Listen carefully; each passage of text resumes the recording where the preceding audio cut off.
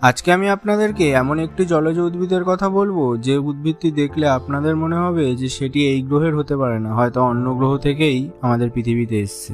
এটি একটি জলজ উদ্ভিদ হলেও এর পাতাতে আপনি অনায়াসে ভেসে থাকতে পারবেন।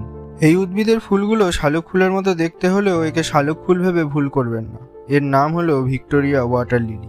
এই উদ্ভিদগুলি তাদের বিশাল আকৃতির বৃত্তাকার পাতার জন্য বিখ্যাত, যা ব্যাসে প্রায় 3 মিটার অর্থাৎ 10 ফুট অবধি বৃদ্ধি পেতে পারে।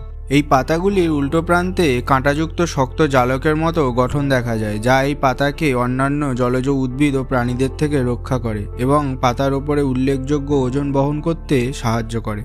একটি পূর্ণবর্ধিত পাতা প্রায় 60 থেকে 70 কেজি ওজন অনায়াসে বহন করতে পারে এবং সমানভাবে ওজন বিতরণ করলে আরও বেশি ওজন বহন করার ক্ষমতা রাখে।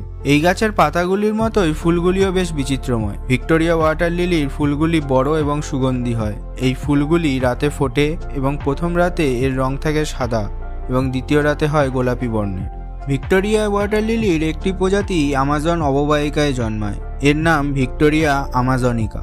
দক্ষিণ আমেরিকার ব্রাজিল, বলিভিয়া, আর্জেন্টিনা এবং প্যারাগুয়েতে জন্মানো একটি প্রজাতি যার নাম হলো ভিক্টোরিয়া ক্রুজিয়ানা এবং বলিভিয়াতে জন্মানো আরেকটি প্রজাতির নাম ভিক্টোরিয়া বলিভিয়ানা, যা 2023 সালে 3টি গিনিস ওয়ার্ল্ড রেকর্ড উপাধি পেয়েছে।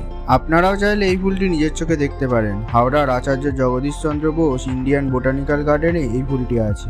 তবে ভিডিওটি দেখার পরে যদি আপনাদেরও এই ফুলটি একবার নিজের চোখে দেখার ইচ্ছা হয়ে থাকে তাহলে অবশ্যই ভিডিওটিকে লাইক করবেন। ধন্যবাদ।